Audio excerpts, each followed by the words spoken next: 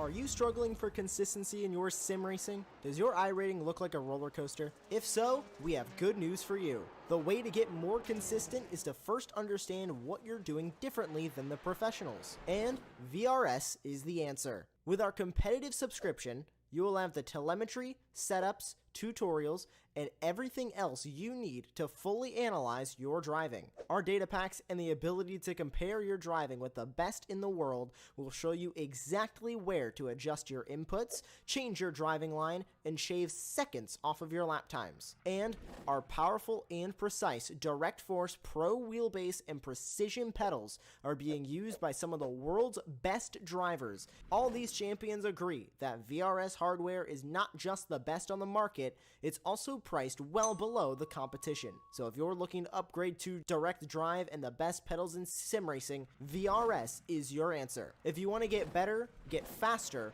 and make it happen sooner rather than later, you owe it to yourself to find out why so many people are switching to VRS. You'll be so glad that you did. Visit www.virtualracingschool.com and learn why the best use VRS.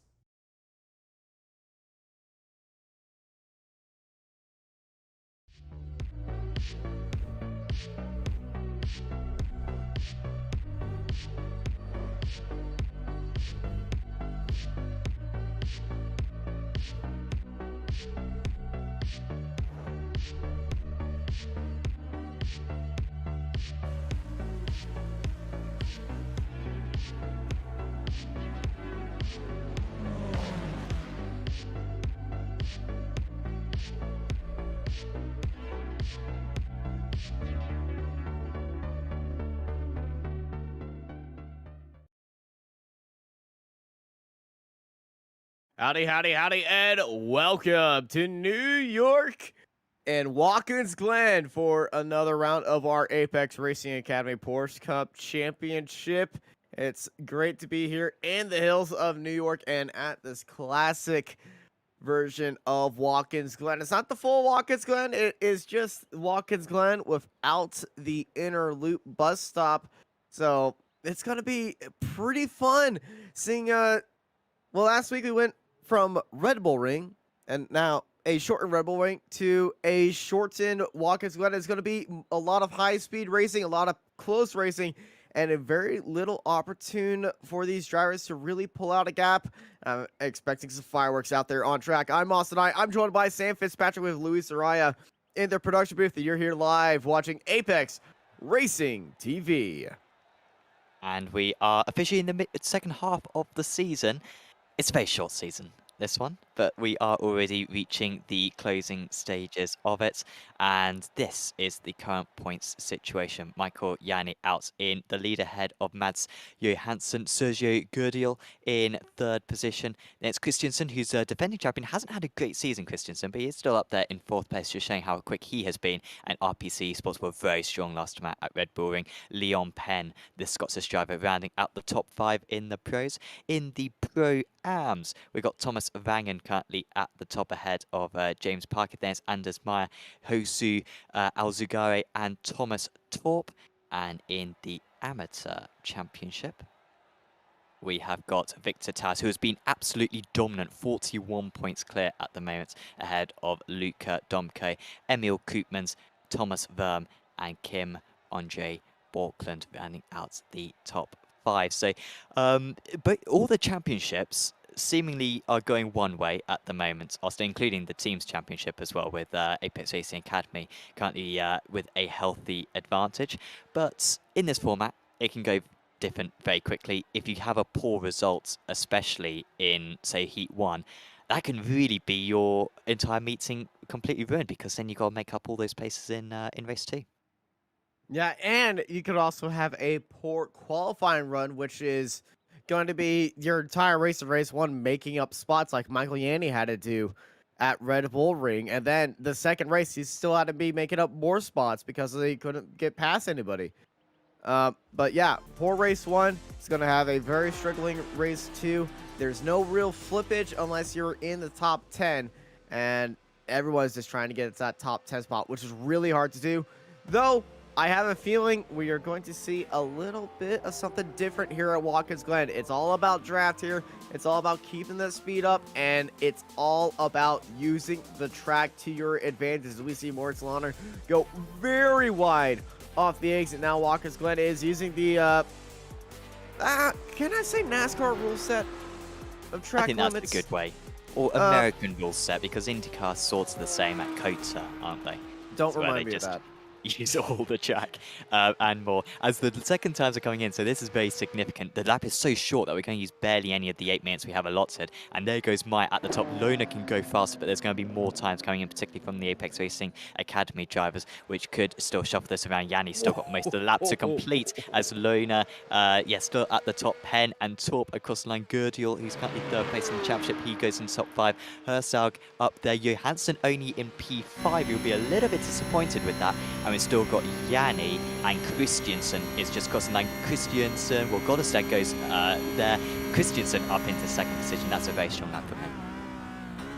Michael Yanni on that back straightaway, heading into the Parabolica corner, or the carousel corner here in America. So we go way wide. Now track limits here in iRacing only apply at the exit of turn 1 and turn 8.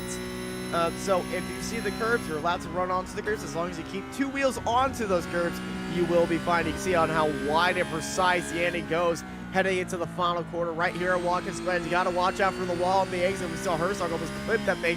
Yanni getting all the way out to the wall, down the front straightaway he goes, and Michael Yanni, currently in 18th, comes across the line to go pole position by 200ths of a second. It was so close in practice, and it's close again in qualifying. Exactly what I expected. It is such a short lap, and the two after effects should be plenty enough to keep these cars all very close to one another. The only driver I'm seeing who's yet to complete their laps is Lucas Lang, and maybe Kim Andre Strom as well. He might just be trying to get some broadcast time. Lang went to 23rd position there, so good effort from him. Strom, I think this is an outlap for Strom. And he's still going to get 2 laps in. He's absolutely nailed this as John, because he gets all the attention. He's the only man on track. Yeah, Kim Andre Strom thinking about his sponsorships, and the best way to get sponsorships is to get on TV and always be on TV. And, well, if you're the only car on track, hey, you're on TV. Yeah, so, well, let's see what these times can do. He was very strong last time out, wasn't he, Strom? I think he qualified in the top 3. He was one of that RPC 1-2-3 we saw in qualifying at Red Bull Ring. His teammates not quite so strong tonight. Christiansen up there in 3rd position, to be fair, which is very strong. Goddestad in 10th position. So I don't think they've quite got the edge over Apex Racing Academy that they had last week. But I think a top 10 would be the least that Strom will be aiming for. And heck, maybe even a pole position as he takes... I don't think that's the ideal line. I think he's messed that one up, Austin.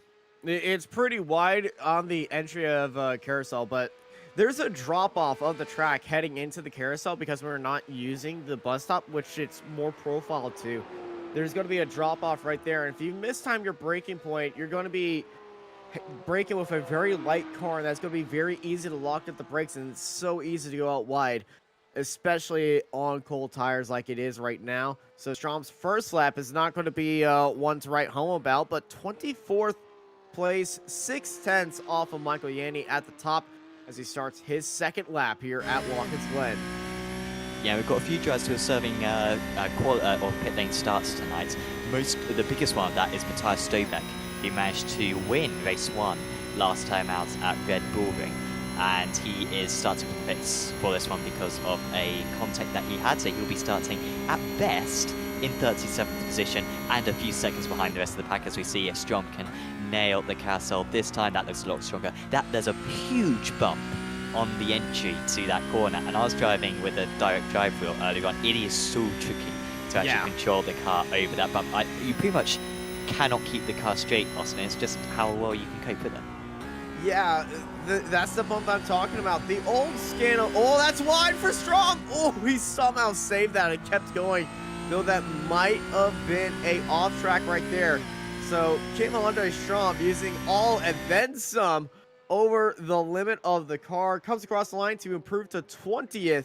And I would say that is not a good qualifying result that he was looking for right there.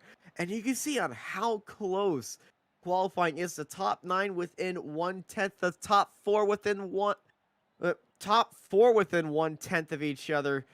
Top 9 within 2/10, which is insanely tight up at front. This is gonna be very exciting. Yeah, it really is going to be as the grid comes up on screen. And it is Michael Yanni, championship leader on pole position. That's Moritz Solona. Christiansen, Meyer top of the Pro-Ams once again. He won race 2, of course, last time out. Herzog in 5th position. Then it is Penn, Kuenza. Good to see him up there. Moldovan, Johansson, Gollestad in P10. Then it is Thomas Torp, Nicholas Nold in P12. It is Maxime Marriott, Sergio Gurdiel, who's a little bit further down than we're used to. Victor Taras once again pole sitter in the Amazon by quite a comfortable margin. Then it's Thomas Vangen, Niles Erik Isaacson, Philip Hammer, Antoine Mays, Kim Andre Strom, Haroldus Yortitus, Taj Edwards, Emil Koopmans, Lucas Lang, Jacob Behrens, Mattis Martinson, Noah Chila, Thomas Vermes, P3 out of the arms. There's Alexander Scarrett, James Parker, Kim Andre Borkland, Gordon Hogg, Simon Muldercleave, Mats Jestrenbacken, James Chapman, Ryan Empringham. And then the drivers starting from the pits are Stobeck, Key, Alzugare, and Dunn. I believe Wilhelmsen will be starting on the grid. He has taken to the grid already. So just decided not to qualify there, Wilhelmsen, which, well, might not be the worst thing in the world to do. He will have a little bit of space of the car in front of him, so if there's a poor start, he will have eyes a bit available on that. But these Porsche drivers, they are so consistent on their starts. There have been a few incidents of drivers bogging down, but none of them have really had a... Would it be a spin at the start that I'm looking for? Yeah, there have not been any stalling out issues in these Porsche Cup races, but it is time to get ready to rock and roll here at Watkins Glen as we go green, green, green, and away we go. And it's an amazing start by Launer. He's already getting beside Michael Yanni. Yanni defending onto the inside. Launer looking around to the outside. Launer goes a little bit late onto the brakes and gets ahead by a half of a car length ahead of Michael Yanni around the outside in turn 1. Christensen is ahead of Meyer right there as they are side by side for the lead. Launer onto the inside, Yanni onto the outside, but Launer cuts ahead of Yanni. It's 1, 2, 3, 4, 5, 6. All top 6, all nose to tail right now. And we got a crash in the background. It's a big crash. It's Strom. Strom involved there. We got cars flipping in the air. Oh, that's the big one as they go alongside still into the carousel, and it is Loader then ahead, heading into the carousel for the first tour of the circuit. Yanni in 2nd position, but we've got a lot of drivers dropping to the back of the field stretch where they all go super duper wide, or at least half the drivers do, and half the drivers are right on the edge of the circuit. The top 3 now all in line. Christiansen under pressure from Penn. They need to make sure that they don't fight against each other too much in these early stages. They're still alongside, and it's Christiansen who manages to keep that P5 on this opening lap. Drivers involved in that wreck: Alexander Scarrett, Simon Modokiev, Matt Gerstenbacher, James Chapman, Neil Erik Isaacson. As we are watching right now, he gets side by side with Strom, who was involved right there, and Haraldos as well. But look at Strom. Look at one of the cars get punted over the guardrail, and that is one of the biggest crashes I have seen. And I'm surprised we haven't pulled out a Santiago. You can see already that Joantes losing the back end. So there are multiple incidents and everybody getting collected. And there's one of the Orion car. Oh my gosh. And that was over the rail, wasn't it? It went over the rail and then it bounced back into the track, but that was off of the nose of the Orion car. But drivers that have gone to the pits are Bookland and Edwards, who have drove it into the pit lane. And others have gone into the pits as a tow. I think James Chapman as well was involved in there. But that was a solid 8-car collision. At least 8 cars towed from that collision. And then a few others got a little bit of bump and bang and scraping. But up front, there's no such thing as that, as it looks smooth sailing right now. Look at Meyer in 3rd place. Yeah, this is probably his best race 1 of the season, isn't it? So far. Oh, we got an incident behind. Torres and Nold are around at turn 1. Victor Torres, the AM Championship leader. Oh, that's just a missed braking point. You saw the back end of the car shoot off right. Missed braking point, locked up the brakes, and into the side of Victor Taras. Taras, innocent party and all that. Nicholas Nold tried to avoid, take avoiding action, but when you just lift off to regain the brakes again, they're going to be it's going to be a problem. That certainly is a problem right there. So Taras would definitely be annoyed, but he's still in second place of the AMPs. Hog is just 2 cars ahead of him. Yeah, I think got involved in the first lap instant was that Gordon was it Hogg? Koopmans? I think Koopmans was involved in the first lap. He certainly has had a poor start. It was one of the Koopmans, so- Sim Racing Norway cars that was flipped over the rail. Yeah, I don't think it was Hawk. Seems to have had quite a clean run so far. But yeah, I think you're right. One of the other Sim Racing Norway, maybe Borkland or Maldecleve. Definitely Maldecleve, I think, was involved in it. So yeah, over the barriers. But yeah, Hawk doing very well. Let's see if he can hold on to that position. He's 5 seconds clear of Taras at the moment out on circuit. As so far at the moment, pretty much the top 20 are all basically in 2 packs. Got top 10 and the next 10.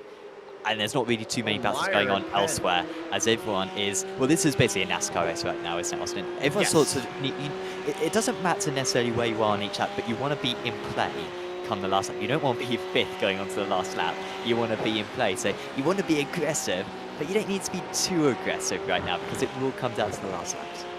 Indeed, as this is a drafting track and you got to really go with it. You have to really pick and choose of when you want to attack. If you feel like you're faster than the car ahead, you might want to just check yourself, because if you start fighting with the car ahead, you're going to start pulling out a gap. As we ride on board of Moldova, and at the very back of the pack, you see cars ahead of him going side by side into turn 1. They're just trying to find a spot that they feel comfortable with, as that is Herzog looking down to the inside of Kunzer off the exit of turn 1. And you can see these drivers are all over the bumper of each other, just getting into that draft and looking for it. Watch the end of this straightaway as we can really see how many drivers are starting to pull away. But as you can see, the top 4 are in their own little pack. Everybody going on to the outside right there, as Yanni goes onto the outside, and everybody getting out of the draft of Warner. And here goes Madovan, just trying to sneak his way down to the inside of the carousel, taking that much tighter line. He can't carry that much of speed, but he's definitely choosing the safer route to carry that inside line and staying on the cambered part of the track. Yeah, and I mean, these are, for anyone who isn't familiar with the series, that these are some of the absolute best drivers in all of iRacing, frankly. I mean, we're talking about 7K plus drivers. I think the highest iRace driver is 9.5K. And so they are going to... 10,188. There you go. Thank you, Oscar. That is our leader. I mean, so the level is so high that everyone's going to exploit these advantages as much as possible. And so, yeah, this is the best way to get around the circuit. It's quite an easy way to figure it out. So anyone who wants to get faster, just look at this. Look at Maxine's nose. He got into a big heckin' incident right there. In front of that Porsche is really damaged. You can see that second pack. Well, he's the front engine of that pack, and that's definitely going to be hurting a lot of the cars behind him. But there's a lot of cars that were involved in an incident back here, and was... I do not believe these cars were involved in that starting incident, because Strom was in there, and he started 20th. He must have just been ahead of it, Strom, or maybe he was one of the first guys to get past it. No, Strom was the one that I would say was at the start of it, and these guys were not. Okay. These guys were not around there because the big gainers were Parker and Hogg, who got through there. They're up 11 spots, but Strom started in about 20th, I believe. Yeah, so it must have been something separate then for Marriott to heading pick up into that turn damage. 1. There might have been a little bit of a bump, because it is a lot of front nose damage. So I think some of the drivers just missed braking point. As Launer is getting a nose of Apex Racing Academy, as Yanni's into the bumper of Launer. Launer under pressure now. Here comes Penn looking on to the outside. Penn getting into second place, trying to hold it around the outside of the carousels there, side by side for second place. But Yanni with that inside line, he's not going to have the inside line right there, as they all go 3 wide off the track. Yanni defending from Penn. Penn now trying to go onto the outside of Yanni. That's not going to happen right there in the background. That's one of the RPC cars. That's Christensen looking down to the inside of Meyer. Meyer getting dropped, spotted placement, gets right ahead of Christensen as he's got the inside line right now. As they are side by side heading into the final corner, and it's still, I think, the same order. I don't even think anybody swapped spots. That was very, very fun to watch. This is going to be a fun race. Yeah, apologies if I'm slightly useless because I'm struggling to keep track of all of this right now. This is absolutely manic. Everyone going to wide into pretty much half the corners that we have here at Watkins Glen on the classic layout that we're running tonight. But still Lona at the top and still Yanni in second place, and that's sort of been a constant for this entire race. Penn and Meyer have changed around a little bit. Christensen mainly in that P5, and then Johansson making his way up 3 places from his race start, as Lona again had to go a little bit defensive in order to hold on to that top position heading through the carousel for the 8th time in this race. Of course, this first race should last about 25 minutes. Such a high average speed. It's going to be our quickest race one of the season. And then race 2 will be quick as well, as I think it's very close behind Vangen right now. I'm just looking at the times. I think maybe Marriott, I think, has lost that lead position in the peloton to Vangen. So Vangen now up into P11. But they're not making any progress on these front guys. That gap just getting bigger and bigger. Yeah, Wangen's going to be gaining time, but he's not going to be really gaining time on the cars ahead. He'll be gaining time on the cars behind him that are stuck behind Marriott. But Marriott's going to have that draft behind Wangen, will be towed along. But Wangen now becoming the lead driver of the chasing peloton on our leaders. But around here, it's all about keeping your car clean and your lines clean as well. You can definitely do that at the very front, as we are seeing not that in the background. They go 3. Oh, they're in the grass. Come on, guys, there's so much tarmac. Check it down on the tarmac. They need to use the grass. And Antoine was the Orion car that was stuck on the outside right there, getting into the grass, got pushed out wide. But they've all kept it pointing straight right there. But Antoine drops to the back of that pack. But this peloton is kind of dissolving before us, and now we got a chase group of 3 cars, and then the rest of this pack right here being led by Sergio. Yeah, Lang's lost a little bit of time now, so yeah, he's going to have to work hard in order to make that back up. And of course now Marriott needs to be thinking, well, Marriott's got no front end now, he's got no top speed, so I don't think he'd try to be attacking Vangen anyway. I think he'll be happy to stay behind until the last lap of the race. But yeah, those guys need to work together. So still Lona leading the way. I doubt Yanni really wants the lead right now. We're not even halfway through this race. And a quick shout out, by the way, to SDK Gaming for sponsoring this broadcast. They're the providers of our overlay. We also use their live timing software, and also their driver information app, which is free to download. Oh, this is and be very good useful for us commentators. So do download that at sdk-game.co.uk to get yourself live timing, broadcasting equipment, and also a heads-up display. As yes, that was risky from Penn. He's I'm surprised that outside line isn't actually more powerful, Austin. Usually the outside at the castle is really quite OP. Well, you would think that with the rise of camera, but that inside line just has all the grip. There's a little bit of a difference between the curb and the actual track angle, and it would help turn the car a little bit more. You can launch your car from one side of the track to the other side of the track. And what Penn's trying to do is roll that outside line and use that outside line to get around of Yanni by using that outside line to stay side by side to carry that speed to go onto the inside. The thing is, though, Yanni has got all the draft, and I thought Yanni was going to go for it, but this is a good run by Penn. But Penn, you just see he's just tops out as Yanni is bump drafting Launer. But here comes, look down the inside, so 174 of Johansson down to the inside of Meyer. Meyer trying to get down to the inside of Penn. Penn gets tossed out wide, and he gets into the side of Meyer. Meyer goes wide. Johansson with the little bit of a nose to the back of Penn. Penn with that risky move, and that's why it's risky right there. It opens up the door for the car to stay it onto the inside, and just got a little bit of a tap. Penn got into Meyer. Meyer falls down to 9th. Penn falls down to 4th. Johansson, 3rd. Apex Racing Academy, 2nd, 3rd. could he win this race, Johansson? This would be crazy. Awful, well, I say awful, but a poor by his standards qualifying to only qualify in P9. Remember, this guy is only a few points off the championship lead right now. But he's got himself into a position where he could definitely win this race. I mean, he's got just as good a chance as Lona and Yanni. So, yeah, this could be a fantastic kind of recovery from Johansson if he could pull this one off. But here comes Penn. He's now got the draft on the Apex Racing Academy driver. They may work together. He may go for the move. He needs to be careful of Christensen as well. And it seems to be fine there for Johansson, as Yanni wasn't quite able to get the move up ahead. And that gap coming down now between second and third position. I think it's inevitable that Johansson will catch back up to the top two before we know it. And speaking of catching, there's a few lap cars ahead of this group right here, but Yanni just wanted to take a little bit of wider line, edge those tires out just a little bit longer, and not keep that much tighter line.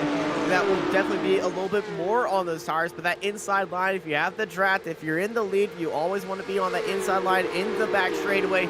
There's no question about that inside line is really overpowered, especially in circumstances that have very drafty cars like these, as everybody using the curbing, using all the track limits that they are given on Watkins Glen. And I would say if you are a stickler for track limits and are used to track limits being very strict at, I don't know, Olton Park or other circuits around here, welcome to America. This is how we do it over here. But Yanni all up in that bumper, bump drafting right here as we go on to a little bit of replay. This is Victor Taras, and I believe this is just a little bit of a, well, no, I thought this was a overtake on Hog, and yes it is, and that, I believe, is the overtake for the AMS race right now. Victor Taras back into the lead of our AMS race. We go back live. Launer leading ahead of Yanni and Johansson. Your top three. Yes, still super close, as they've all kind of condensed right together. Here's the second group, so they were able to make a breakaway then with Marriott, Vangan and Top. And actually, credit to Marriott, he's driving really well considering the damage on that car. And he's up into 11th place. Remember, top 10 get inverted, so they only need one car ahead to get knocked out, which frankly I think Austin is likely. I doubt all of the top 10 will survive, as we have got a crash for Antoine Mays for Orion Race Team. Well, was this in the third group? I'm not sure, but yeah, that's he the third group pretty much by himself. Yeah, overheated the tires, back end has already started to go around. You would usually see that with cold tires on the outlap, but no, as Johansson and Yanni and Johansson, Yanni and Launer up front were just, I think, 3 wide at one point. Looking at our timing screen, so it's definitely kicking off at the front of this race. And yeah, there's Johansson looking onto the inside of Yanni, his teammates. So the teammates starting to fight with each other, thinking that they could go faster than each other. And honestly, oh, we got a spin. One of the cars is around. It's Kunzer. That's the one car that needed to go, and cashing in right now is Maxime Marriott. Cuenza is pretty much in that second group there now. Oh, that was a little bit of a tap, wasn't there? Yeah, there's just a little bit of a tap. And yeah, Goddardstad just missed the break point just slightly. Went a little bit late, and boop, there it goes. And now that second chase group is the fight for pole in race number 2. Cuenza could still get there. I don't think he's got any damage, so he'll be that would be some sort of redemption for him. Although he would have loved to have fought for the race win in this race 1. It's going to be tricky now for Penn and Christensen. The 2 Apex Racing Academy drivers can protect themselves. I think they'll still battle against one another, Yanni and Johansson. They're going for the championship. They were getting aggressive. Yeah. So I think they will battle, but it will still be tricky. I mean, if it comes down to it, Johansson will, make a big effort just to defend against Penn. But yeah, and Lona's still, looking strong out there, but we don't know what Yanni's got under his sleeve because, frankly, I don't think he's tried to make a move for the lead so far. Well, Loner's in the lead. Yeah, well, so I mean Yanni hasn't made an attempt to go for the lead. He's looked down to the inside and onto the outside, but he's never really looked for a lead. He's just been helping out Loner, getting into the bumper, really pushing him along the straightaway and staying ahead of everybody else. He actually gave up the lead off the line by just saying that inside line. Didn't have the best start off the line. Loner nailed that start off the line, holding around the outside, and it's been that top 2 ever since. Johansson, though, he's been mad throughout this entire race, moving his way, picking and choosing, bobbing and weaving his way up through that top 10 pack to get into 3rd place. We saw that move on Penn that was just pristine. He saw that opportunity, he went for it. Penn left the door open, and then they just got into each other. And well, Johansson, he was on that inside line, and Penn just came down just a little bit, got that bump, and that pushed him out wide with Meyer as well. Oh, look at the battle just ahead. That was Torp and Hammer and Behrens. I think for momentarily may have been the White House in the lead of the AMs we were just showing. Behrens really wide there. I don't think he can get a slowdown. That is an off track right there. Yeah, you might pick up a 1x for that one. Behrens got a lot of damage on that car, hasn't he? And he's going to be struggling to the end of the race. He is up 8 places from his start, but he has just lost a few places in those past couple of corners. So it's now Philip Hammer. He's the lead of this chain. Still Loner leading the way as we are. This is where you want to be making your way up. If you're Meyer or Moldovan in this situation, Austin, this is when you think, I'm going to get a little bit of a hurry up now and try to get myself up the train. Yeah, it's closing in on 5 laps to go. This is where you really want to start picking your way to be. This is where that chase group and if you're a Tour de France fan, this is where that peloton starts forming up. All the faster teams start putting where their guy is and about to get their sprinters into position. And this is where everybody wants to be, and they're all finding their way on where they want in that final lap. Because in that final lap, if you are in your right spot and you just can get out of that draft, at this point, I would say Johansson and Yanni are talking to each other and saying on the final lap, they're going to both go onto the outside. Johansson is going to be pushing Yanni, and then Yanni is going to get out of the way of Johansson because Johansson will be carrying so much speed, he will be able to carry around Launer around the outside and go for the lead of this race. I know they're in a championship fight with each other, but if they can take a 1-2, that will be even better because they definitely want to be seeing a Apex Racing Academy car at the top step of the podium. Yeah, and behind them, Christensen desperate to try to get past Penn. He was trying to think if he's been ahead of Penn for this entire race. I don't think he has. It was Meyer who stepped up in P4. Meyer was up in P3 actually at one point, but has kind of fallen away. Might just be happy to score the points for the Pro-Am win. Vangen looks like he's going to get first good pole at the moment, but it's still very close. And then you can see the absolute chaos behind them. So that third group is now closer than it's ever been, actually, with Lang, Nold, Gurdiel, who's having a little bit of a tricky night so far, and Behrens all mega close, and also Parker, Taras, and Cuenza closing in on those drivers. There they go through the final corner, moving on to their lap 19. And starting lap 19 for these drivers as they're chasing down that group right there. And it's really interesting to see that this group doesn't really have a lot of damaged cars chasing the pack of 3 that does that damage. So they're getting the effects of the other cars around them, pushing the air and, well, working together as they are not fighting that much. But as soon as I say that, there is Nold going out wide, Lane going down to the inside is the 109 of Nicholas Nold, going side by side right there as everyone just taking down that inside line of the 223 of Lucas Lang, just letting Nold by. And oh, there was a little bit of contact right there. Nold getting punched out wide as Nold, well, annihilates a cone, shooting that off into Narnia. As well, these drivers love to just prove me wrong. I said they weren't fighting. That's how they're closing up. No, they're just aggressive. This is spread out. Apologies, I thought we were back with the leads there. No, this is Bangin. This would be very spread out. It's not that spread out at the lead. Still Bangin holding on to P10, but I think Marriott just waiting behind her and might be able to take it right at the end, as we have got 2.5 laps to go. Oh dear. Oh, maybe the damage was too much then. It didn't seem that much.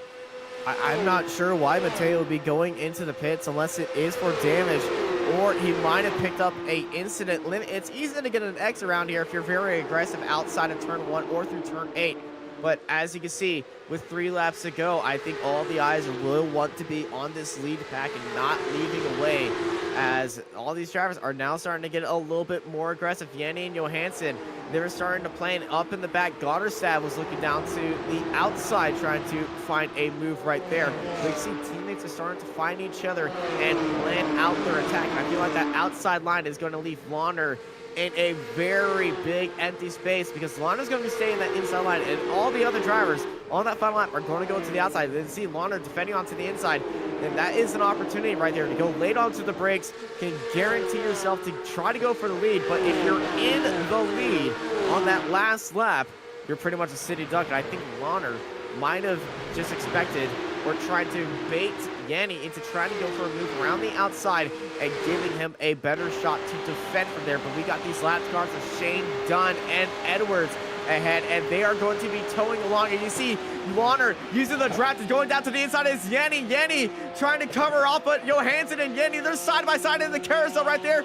And Yanni and Johansson just now getting with each other, as Launer, he wanted that outside line to follow the draft of the cars ahead, and he certainly did, and that really caused a little bit of chaos right there. But Yanni stays ahead of Johansson. Johansson's looking down to the inside of Yanni right now. Johansson goes up for the second place. He gets out wide. The Apex Racing Academy teammates, they touch each other. Yanni falls down to fourth place. Penn is now up into third, but Penn is onto the outside. Yanni's down to the inside. They're still side by side. Yanni and Penn, the fight for third place is still alive. White flag is in the air. Lap slap, and oh, Yanni going very aggressive. There's a parked car on the inside, but that parked car just avoiding all of them. Yanni getting side by side with Kristen. Penn staying in third place. Kristen and Yanni bouncing off each other as we start our final lap. Side by side for fourth place between Kristen and Yanni, as Penn is pretty much pulling away. Half a second separates them and Launer. Those lap cars really helped out Launer right there, as they have allowed him to pull away. Launer's let that inside line wide open. It's 4-10 separate them. There's a parked car on the straightaway. What are these lap cars doing?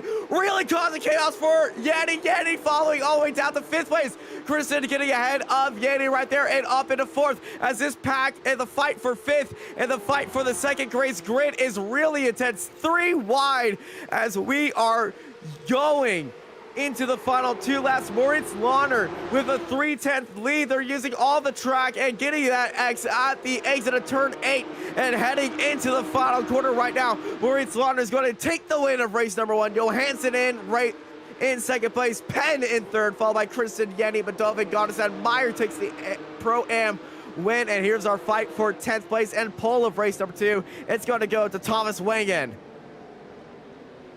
Good work there from Bangen, and what a fun lap. In the end, it was fairly comfortable for Lona. Oh, we got Horg on his roof, and he was P2. I think that's a collision with Taris, because I think Taris also dropped back.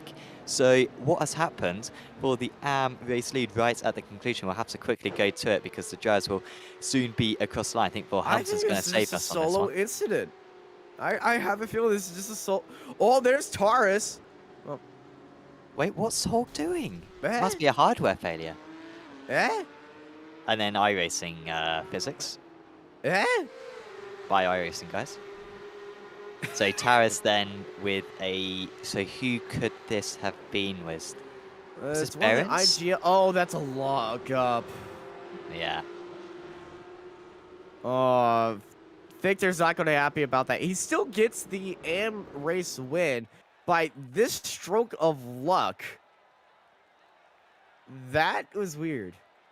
But the big talking point is the lap cars allowing Launer to really pull out that gap and cause chaos behind him.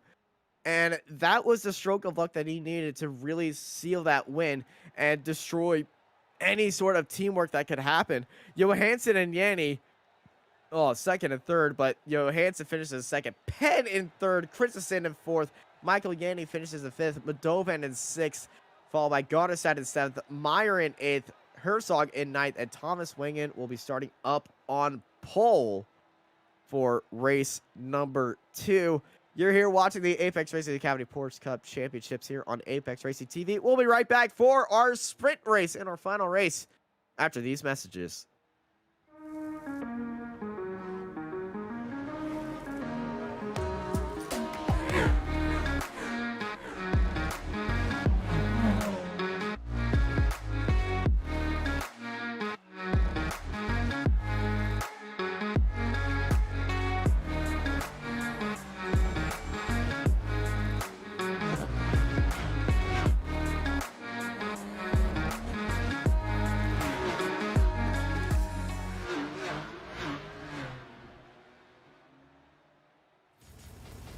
Are you struggling for consistency in your sim racing? Does your iRating look like a roller coaster? If so, we have good news for you. The way to get more consistent is to first understand what you're doing differently than the professionals. And VRS is the answer. With our competitive subscription, you will have the telemetry, setups, tutorials, and everything else you need to fully analyze your driving. Our data packs and the ability to compare your driving with the best in the world will show you exactly where to adjust your inputs, change your driving line, and shave seconds off of your lap times. And our powerful and precise Direct Force Pro wheelbase and precision pedals are being used by some of the world's best drivers, including Peter Berryman, John Robertson, Brandon Trano, and IndyCar World Champion Alex Palou. All these champions agree that VRS hardware is not just the best on the market, it's also priced well below the competition. So if you're looking to upgrade to direct drive and the best pedals in sim racing, VRS is your answer. If you want to get better,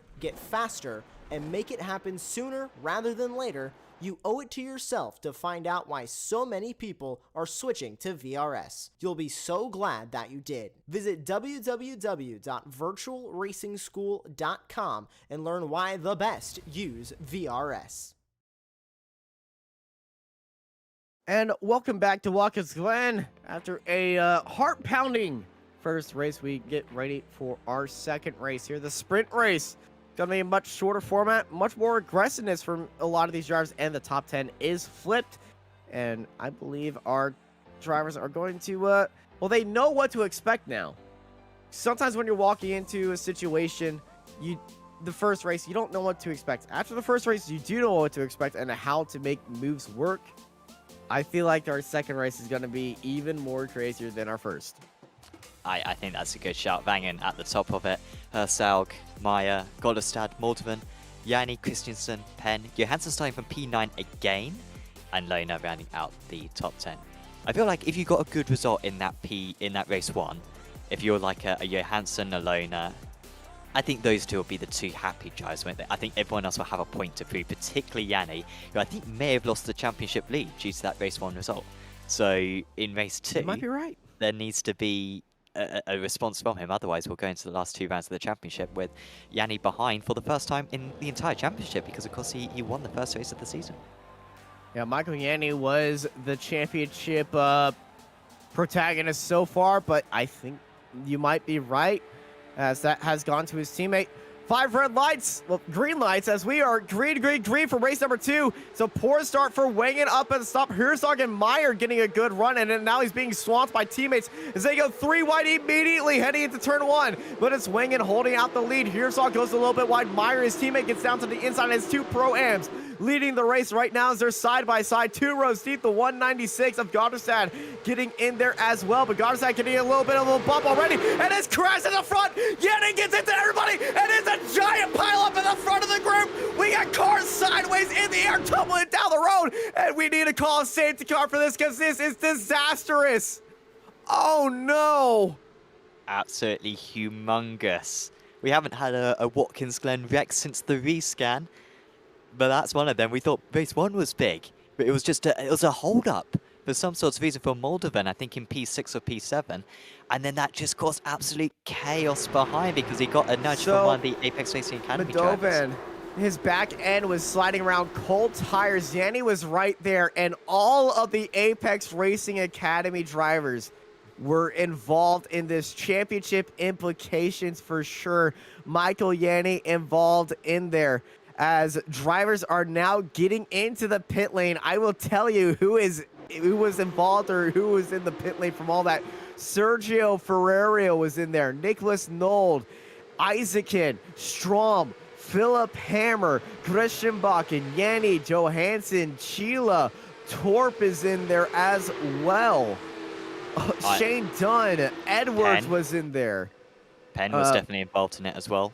Yeah, and he was started P or finished in P3 Brigham earlier on, as we got a change for P2. That's Herstyle getting past back, and great opportunity. Maya, I think, has already won 2 races this season. He's the absolute king of race 2s, as we've established in rounds 2 and 3, and he is currently leading. There are some really slow cars that are trying to get in, but Dovan is in there, and Leon Penn is also in. I think Leon Penn is about to be lapped here. This is lap number 2. Penn is just now getting into the pits, but we have had. Okay, so there are 19 cars that were in the pits, but I think one of them started from the pit lane. Okay, so there are 18 cars that have not gone into the pits. Yeah. So half the field were involved in that crash, guys. Hello, Michael iRacing Evdokia. not top 10. How are you doing? Michael Evdokia, great to have him around. Classic Watkins. Absolutely the case. It is so narrow round this part of the circuit. And since they widened it, and since it is a bit straighter, it's not been too much of a problem, but it was only a matter of time. There goes Lona. Could Lona get a double here? I think Lona's got to be the favourite from here on in. We know that he's got a lot of pace in that car. Nothing to lose in the championship. Whilst the RPC guys will be thinking, hang on, we could win the team's championship here. We could win the drivers' championship even, because Yanni and Kay have had an absolute met. They are back out on circuit, I believe, however. Or is they are a lap down. Johansson's just leaving the pit lane now. Yeah, they are a lap down. There is an Apex Racing Academy car out there. That's Stobeck in 8th place. Stobeck slithered his way through there, but yeah. I would say Launer would be the favorite in all this, but he is a little bit out of the draft. He needs to catch up to Kristen, but I can say one thing. If you're a Norwegian fan or you just really love Norway, you're going to be really happy right here. Yeah. When have we had a 1, 2, 3, 4? It was 5. Launer got past yeah. Gottestad. It was 1, 2, 3, 4, 5. They are such a I don't nation. think 1, 2, 3, 4 of the same country has happened here on Apex Racing TV in a Europe-based championship. I would have to say there was a 1, 2, 3, 4, 5, 6, 7, 8, 9, 10 American thing, but that was in Apex Racing Academy NASCAR, blah, blah, blah, blah, blah. Thrown out the window. Taras up is still leader of the AMS, by the way. He must have been just... No, of course he was way behind, wasn't it? Because the pile-up was quite far up the road. So Taras was very lucky to get through all of that one. And yeah, he's currently in P11. P2 out of the AMS is Verm. Then it's Muldercleave. Wilhelmsen, who started 32nd. He's just dropped behind Nold, but he's still in 20th place right now as Wilhelmsen, so that's good news for him. Remember, he started on the pits in race 1 as well, so he pretty much started last and he's moved his way all the way up there. But yeah, a few drivers were involved. Koopman's having a miserable day, and also Hawk, who started P2 at the end. He also had to go back to the pits as Lona is up. Yeah, that's another place, isn't it? Another RPC driver passed, and he's got one more to go.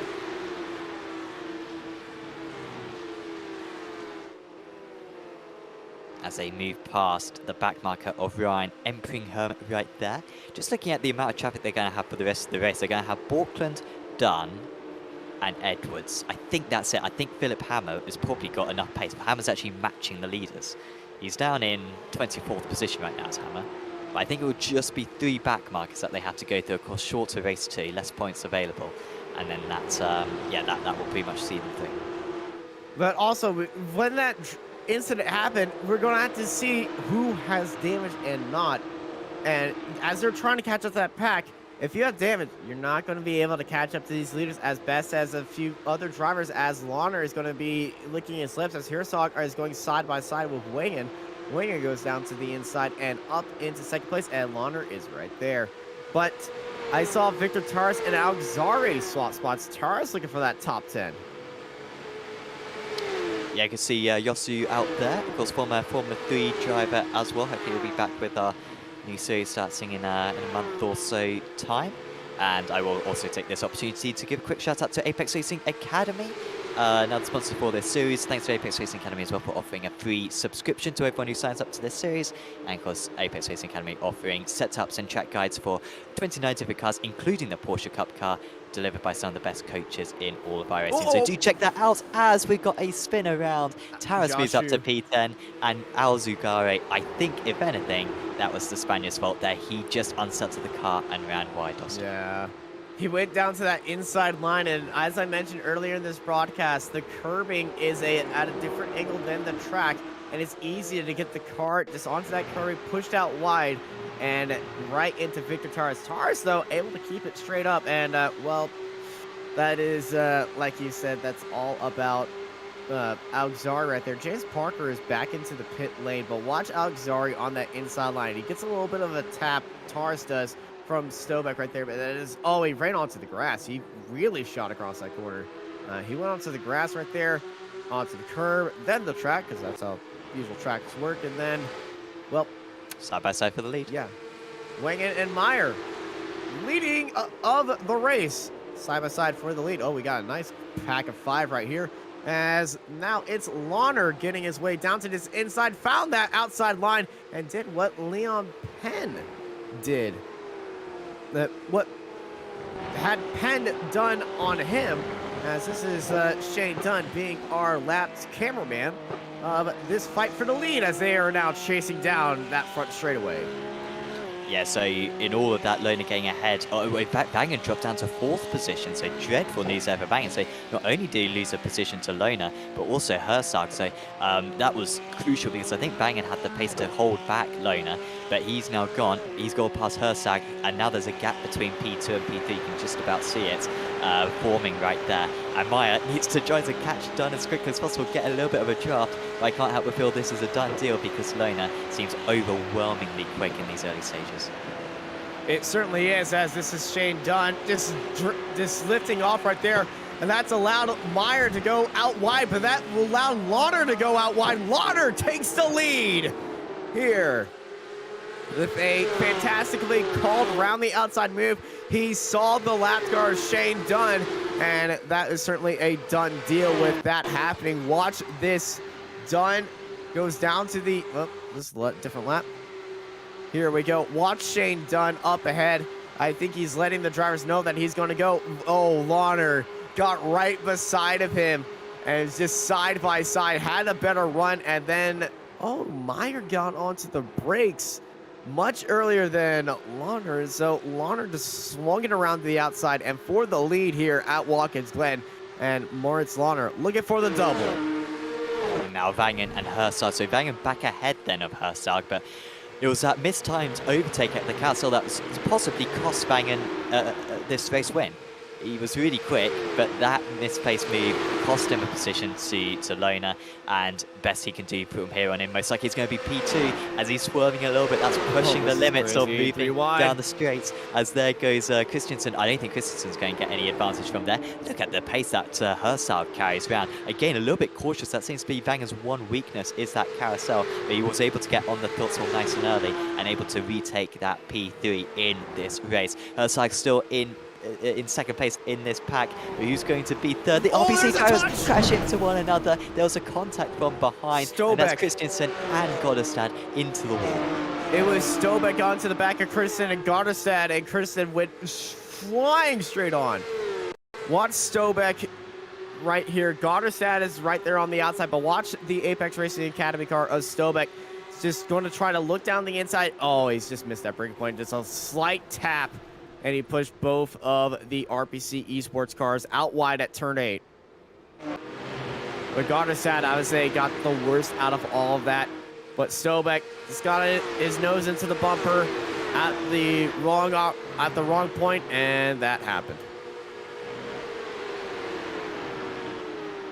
So Goddestad having to return back to the pits. Yeah, I mean, he's going to be 24th-ish. So that's dreadful news for him. Taras catching up to Key and Cuenza. Right now, we haven't really seen any of Glenn Key, I feel like, tonight for Racing Lab Esports. Not quite as prominent. He should have really won last time out at Red Bull Ring. That's not Glenn Key, that's Mateo Cuenza. Glenn Key is still not on camera. Oh, apologies. Oh, yeah, there's a touch right there. Oh, no, hit turn 8 once again. Mateo getting side by side and touching with the 196. That is the lapped car that they're battling. We got a car sideways on the front straightaway. But the 196, that is a lapped car. Epringham, was it? No. It's Ryan Epringham that's side by side. This is what happened. Too much mustard in that final corner. And hello. One of the IGP L cars are... that team is going to be looking at this replay and be like, oh no. Oh, that was Madovan who was fighting with Mateo. Madovan is down in 27th place. He's actually leading Michael Yanni. And speaking of Michael Yanni, there's Michael Yanni in the background of that fight. He's actually in the middle of that. So we got 2 fights right here. Michael Yanni is looking to be the first cars that are a lap down, chasing down Madovan, as Mateo Kunzer is leading this fight. So we've got lapped cars mixed in with the cars that are on the lead lap. And look at Mateo Kunzer, up 24 spots. I would say he probably found a 4 leads clover or something in that 5-minute break, put it in his helmet or something, because he's got all the luck here today. Also, Yeah. Mado Kiev is up 24 spots as well. Yeah, Mulder Cleve, could he get any higher than that? Probably not. He's got Gurdiel. He's got decent pace right now, Gurdiel. He's the fastest man on track. Last time around actually was Gurdiel, but he's been very under the radar. One of our top drivers so far this season, but has not had the pace so far tonight, but did, I think, have to come back to the pits earlier on for a fast repair. That's why he's quite so far off the lead. As Speaking of the lead, are we going to have a change of position there? This is, of course, the battle a lap down. Malterman just about keeping Yanni behind, and he holds on to that for now. But this is very bizarre. The fact that we got a bunch of drivers who are all fairly evenly matched, but of course they're having 2 completely different battles. yes, it is probably one of the more strange things we have seen, where faster drivers are stuck in a slower driver pack and battling with each other. It's like the situations in shopping malls or shopping markets where you're stuck behind the slow walking couple ahead of you, and you're trying to find a route. There's somebody else trying to find a route as well. You're bumping shoulders like, I want to go this way, I want to go this way. And it's kind of those awkward situations, and this is kind of one of those awkward situations. What is not awkward, though, is the battle for the lead. We got 2 laps to go. I think this is our farthest time away from the lead we've had so far today, but it's Launer and Meyer going side by side for the lead, as Stobeck and Wang are going side by side for 3rd place, but Launer and Meyer have a 1-second gap, and if I was Meyer, I would not be going for this lead and just waiting for that last lap opportunity. We saw what happens if you go before the last lap. It just goes to Launer, but Meyer is not getting any help from behind as they're battling with each other, as Stobeck stuck off to the outside, and Wangan holds down the inside. Stobeck got a little bit of sideways. Good save right there, as Marriott, Pierstock, and Kristen tries to stay up with this pack. So we got 3 small groups right now heading in with 2 laps to go. But the fight for the lead is still alive for Meyer. Can Meyer make it 3 Pro-Am victories for him in the sprint race? Yeah, that, I mean, you would have had bets on that for Pro-Am to win 3 races, half the race twos across the season. It's like he's just been waiting behind, it looks like. I think he's happy to stay behind lane until the last lap. Will he lift out of it this time as he's well? Bump drafting him. He's bump drafting. But yeah, he's not going to the inside, so he's just leaving it till the last lap. Stobeck, I think, may have finally got past Bang, and that's a lot of speed carried by the Danish driver, and he is clear. Just about. He's going to have to still fight for it in the next couple of corners. Behind them, a furious battle going on between Herzog, Marriott, and Christiansen. Christiansen just at the back of this little pack. Now, contact between the 2 of them. Christiansen can't go anywhere. The track's just too narrow. He can't make advantage of that much better run. And actually, a slight advantage now for Marriott to be able to pull away Christiansen, at least past Herzog, as we are on the last lap. And now, Meyer is going to make his move. He just needs to nail this turn 1. This is what the race is going to come down to. That's the first time I ever heard somebody call Watkins Glen narrow. Yeah, but it was there. It's the narrowest part of the track. You're right. You are right. You are right. So last lap, Meyer is in the draft, looking to launch ahead of Launer. Launer, he's let that inside door open, and then he closed it right there. Here comes Meyer. Meyer looking onto the outside. He's going all the way to the opposite side of the track. Meyer takes the lead. He's got half a car length ahead onto the outside. Heading into the carousel, Launer looking for the double. Meyer looking for number 3 of sprint races for the Pro-Ams. Launer's carrying that inside line speed for the lead back right there, but Meyer is still got that inside line. They are side by side with 2 corners to go. Meyer and Launer heading into turn 8. Launer's going to send it up onto the inside. Launer and Meyer. Meyer's now got that outside line. Launer's got that inside line. They're side by side. Here comes Stobeck out of nowhere into the final corner. And Meyer's into the wall. And Meyer's going to be slowed down the straightaway, but it's going to be just enough for Meyer to get second place. Launer to do the double. Takes the win. Stobeck closing the gap to get third. Wangan in fourth. Hearsong in fifth. Key gets into sixth place, followed by Kristen Marriott, Qenzer, and Victor Taras in 10th place. But Meyer takes the Pro Am victory. Launer with the overall Pro victory, and Victor Taras once again with the Amateur race victory. Well, that was a crazy last lap for Stobeck. He wasn't far off in the end. I thought he might actually get Meyer because Meyer gave up the draft on the run to the line, in the wall too. Which was, and yeah, it was in the wall. And I mean, you could tell that Loner, I mean, in the end, Meyer kind of fell too far back on the entry into the final corner anyway. But if Loner got the chance, he was going to just put Meyer into the wall. I mean, you got to do that when it's the last corner of the race. You got a wall there. It's a very low percentage move to go around the outside. So great defense there. And I'm impressed by Meyer that he was able to keep up because Loner was looking unstoppable, wasn't he? I was even thinking that he might be able to break the draft. But Meyer stayed right there. He gave himself at least a 40% chance of the race win on that last lap. And just had to settle for second best. Johansson crossed the line in 31st place. He finished 5 places behind Yanni. So across tonight, Johansson did take some points out of Yanni, which that's got to be a positive. However, in the championship, it's going to be very close between the two of them. No drop scores, remember, so they can't just. It was a bad evening for the pair of them, but they can't, get rid of it. And it is going to bring other drivers into their championship fray, most likely Moritz Lohner. Yeah, Moritz Lohner with a double, pulling the double out here today. Takes the win in race number 1 and the win in race number 2. Absolute dominant performance. He found his way up through the field, missing out on incidents and everything, as I would say chaotic, chaos-filled race 2 has definitely lived up to the chaos name. I'm always looking out for kind of moments to put on social media. I mean, anyone who's seen the Apex Racing TV social media, we've done a few like onboard videos of instant footage of a few examples. You're gonna have a field day. Yeah, I mean, do we go for the big crash? Do we go for that final lap? I think we got to go for the crash, haven't we? I mean, we'll see. It's the crash. I think that's the bit that I'll. Then again, I'm American, so you know where my brain goes immediately. Well, I was watching a crash compilation in NASCAR the other day, to be fair. So I absolutely know better. Those are popular for a reason. Well, it was one of the guardrail things, like how they're cheese graters and just absolutely ripped cars to shreds. So, well, let's stop talking about cars being ripped to shreds because we certainly didn't have.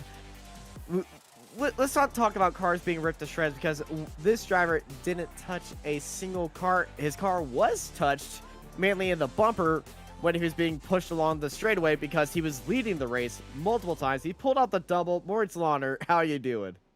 Good evening, guys. Yeah, it was pretty exciting. I was really looking forward to the second race because of the nature of the track. I knew it's going to be exciting to do some overtakes. First race, it was important for me to get Michael right in the first lap, to not be stuck behind him like he was behind me in the first race. I think that was the key to victory, especially as then the two teammates fought in the last 2 laps. I didn't really understand why they didn't work together, but I don't know what's going on there. But yeah, second race was a lot of fun, very nice overtakes, everything fair from everyone. I was really lucky to avoid the start crash. That was quite big. Yeah, Nicolas was in there. I wanted to talk to you about that start crash. Did you go underneath the car? I feel no. like you did. You avoided all that. What was going through your head when you saw that incident? I saw like a glimpse of a car going a little bit sideways when turning to the left.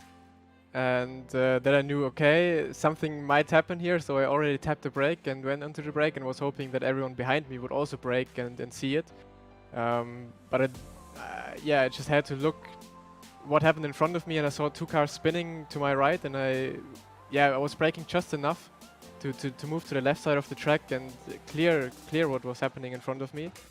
Was really close. I almost got collected, but yeah, I made it through quite closely, I guess.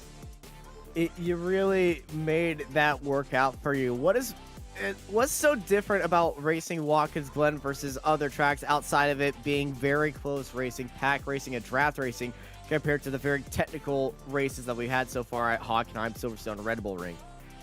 It's a lot of strategy. I think all the other cup races are just who is the fastest and who makes the overtake stick.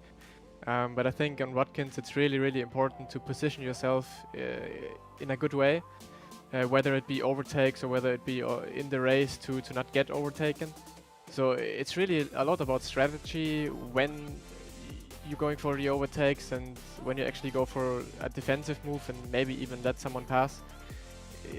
It's difficult to judge as well. It's like almost like gambling every lap if you're still in front or not. So it's difficult racing, but a lot of side by side, so it's also a little bit fun. But it's just you don't know what will happen in the next lap, and that makes it a bit scary as well. Well, it certainly seemed a lot comfortable for you out there, and you didn't seem scared at one point, but it was I think it was the first time we've had a double victory in this championship so far, which is surprising. But it's only round 4 of the 6-round championship. You pulled off an amazing 2 races here today. Before we let you go to get ready for Nürburgring next week, anybody you want to thank? Well, I just have to get ready for Watkins Glen for the main race. First That is true. That is true. This weekend, I completely exactly. forgot about this main thing, but I'm nowhere near in that championship, so I've completely forgot about it. Yeah. Now, first of all, thanks to Nicholas being alongside me in this race, my teammate. He again had a bit of a rough race, but he'll get there. And then thanks to my chat, always supporting there, always watching the races. Yeah, see you next time, I guess. And see you next time, and you have a great afternoon. Bye-bye. Bye, and all the way over to Sam Fitzpatrick. Sam, who are you with? I will drag someone in. Well, I'm also just loading up the results actually, so I'll be able to give you championship points in a little bit. But also, I will give a quick shout out to Virtual Racing School, who offer 50+ data packs for so many cars, whether that be road cars or oval cars as well. Their telemetry software is absolutely brilliant if you want to identify how to get quicker. And of course, they have got some of the best coaches in the world of sim racing, so do check out virtualracingschool.com in order to get yourself a subscription. As I will drag up, well, let's drag up Anders Meyer, because he had an absolutely superb race once again, did Anders. He's making it a repetition of race 2 victories. It wasn't quite race 2 victory tonight, but Anders, you must be very pleased with that one still. Has the adrenaline exited your body yet? No, that usually takes an hour or 2. So yeah, it was intense. It was fun battling with the fast guys up there. You know, it's really difficult to get away. I tried to cooperate with Loner to try to get a gap to the cars behind, but you know, the draft is so strong here that it's insanely hard to get away. So yeah, I did an attempt on him in the last corner or the final lap, but I also had to be careful so the others wouldn't catch up too much. I couldn't take too much of a risk. It was better to be P2 than P3 or 4. So, but it was fun fighting. Absolutely. I mean, particularly in race 1, what was the strategy there? Because we saw you were up in P3 initially, then you kind of got shuffled down a little bit. I think you were in P6 about midway through the race. I mean, when you're in that position, I mean, what's kind of going through your mind? Are you thinking, I've got to make up some moves now? Were you quite happy sitting back there and hoping for something to happen? I mean, what was the strategy right there? It's hard to make a strategy before a race on a draft circuit like this, but I got pushed wide in the right turn. There was some contact on the inside of me, and then the cars hit me, and I got pushed out. So I fell down some places, and then Fredrik said that we are provisionally now on front row. So then the plan was actually to just stay behind and take the chances we got. There was a couple of cars who went out, so earned a couple of positions, but the plan was to stay behind. But in the middle of the race, it was just to stay with the draft, and you can be so off pace on this track and still keep on the cars in front because of the draft. So it's hard to make a plan before the race. Have you been taking part in the qualifiers series so far this in the last few weeks? No, I am not. It would be fun to try, but as I said before, I never really liked officials. That's probably why my rating is lower than it should have been. But I will probably split 6 or 7 in the qualifiers, so I wouldn't stand a chance. But it would be fun anyways, just to do the race. But maybe next year, we'll see. Definitely, yeah. I mean, yeah. If you get your iRacing up to the level that it should be, then you should have a chance. But you're right that. Yeah, you're going to get very few points even if you win all the races from 6th or 7th split out there. The next round of the championship, we kind of got one more short race to go, or one more short layout. We are heading to Nürburgring, the sprint track. Very different to this circuit, I think. What track is that going to be, or what's that going to be like? And do you like that circuit? Because it's pretty much all slow corners, is that place? It's hard to say. I usually like that track, but it's sometimes it's a good track for me and sometimes it's bad. So it's hard to know now. I have to start to practice and see one of the data packs. Try to compare myself with them and then see. But it's like I said, it's going to be a whole different race because the draft won't be as strong, and you have to have more pace to actually be up there. So it's some more work to put in before the race. But I think as a team we have worked together more lately, and it's working. You see, Racing Lab is up there, and I think if we can do the same preparations for the next one, it will be a good race for us. Well, I've also got the good news when it comes to your championship. Safe to say you are very far ahead. Second place has got 348 points. You've got 416. So you're 68 points clear, which is, I think, basically a race 1 victory. So you could literally retire from a race 1 and still be in the lead of the championship. So it's looking very good for you at the moment. Anders, is there anyone you'd like to give a shout out to? Yeah, I want to give a shout out to my team, obviously Glenn and Carl Frederick, Kenneth, Kim, also Dennis Olsen, Marius Nacken. They have been practicing with us this week. So thanks to all of them for the practice, and thanks to Racing Lab, KTM, CarX.no, and thanks to you guys for the broadcast. It's always nice to enjoy the broadcast you have.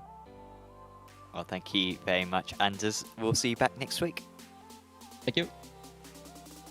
That was Anders Meyer there, your P8 in race 1, P2 in race 2, but won both of them in the Pro-Am category, which I think will be his main focus. By the way, Osman, I can update you on the point situation. We have got a new leader in the championship. Johansson leads with 489, Yanni 487. 2 points in it, so pretty much may as well be level with 2 rounds to go. Christiansen a bit closer, because it's interesting that Roger Christiansen is next up. Tuve did finish in 4th place in race 1 and 7th place in race 2, so he had a pretty good day there, Christiansen, but not, big points coming his way. He's in 3rd place, but he's still 49 points off the championship lead, so it's still going to probably be Johansson and Yanni for the title, and then behind that's Christiansen, Penn, Gurdiel and Meyer, 6th place overall as a Pro-Am. Pretty mega stuff from him. I think we've got time for 1 minute to Justin. Yes, I believe we do, so let's bring Mr. Thomas into here. Thomas, how was this race so far for you? It was 3rd, I believe. It was a pretty solid day for you. It was it was 10th. It was 10th place in the first race, and you were in that second group, and you were trying to fight, and you were fighting out for that reverse grid pole in race number 1, and you finished the second race of 4th. Yeah, it was fun today. It was something else. High speed. Yeah, what can you say? It was fun all the way from quali to every heat race and future race. So in the first race we was fighting for P11, but someone did a mistake in front. So we suddenly just fighting for the pole position in the final race. So yeah, the race was on. Well, next race we head to Nürburgring, and it's another one of the shorter layouts as has been the tradition for this season. I'm not sure why iRacing has decided it like that, but I think everybody, when they looked at the schedule, they went, "What?" Yeah. I say this race out of all of them was the most chaotic. We thought Red Bull Ring was going to be a different slew of newness. This certainly was a different slew of chaos. And I believe, well, you were ahead of both of the incidents throughout today. Did you see what happened in your rearview mirror, or did you take a look at the replays so far? I have my replay up now, but I have a live timing screen, so I just see everyone went red and just the name just randomly Yahtzee on the leaderboard. So yeah, that So was chaotic. What went through your head when you saw that? Was it a little bit of sigh of relief? It's like, okay, top 10 I definitely have. I think, thank God I'm in front this time. That was the aim for quali as well. We missed out a little bit on quali, so we started P16. So it was a little bit. I think I was in mid pack when it started. Kim André and Nils Erik went into the wall, so I think I went inside of them. So yeah, that was interesting. A couple of first corners in the first race. So, but yeah, thank God I was in front of the big one in the last one. Yeah, it's always important to be in front of it when it happens. And congrats on a fantastic race up there. Very solid points for you. You were so close to Meyer throughout both the times for that Pro-Am victory, but it's still just out there. Nürburgring, it's next. How you feeling about? Well, actually, you're this weekend, or you're racing in the Porsche Cup qualifiers, right? Yeah, we are gonna compete in that one because we support the team members is fighting for top 15, so we need to be there. So yeah, Roger, I think a couple of 50-60 points from top 15. So yeah, we need to support him and practice with him. So, but okay, Nürburgring next week. Finally a track. It's the sprint layout, so I don't want to get your hopes up. No, but more than 5 corners. So yeah. That is true. There's more than 5 corners. So before let's go, anybody you want to thank and get ready for the more than 5 corners track? Yeah. Of course, you guys are gonna make this happen. My team, RPC Esports, and I will actually thank Racing Lab guys today. Fantastic race, fantastic fight. Wish them the best of luck rest of the season. I'm certainly sure they're going to be wishing you luck as well in your championship fight. Congrats on a fantastic race, Thomas, and good luck in the qualifiers and in the rest of these races. Thank you so much.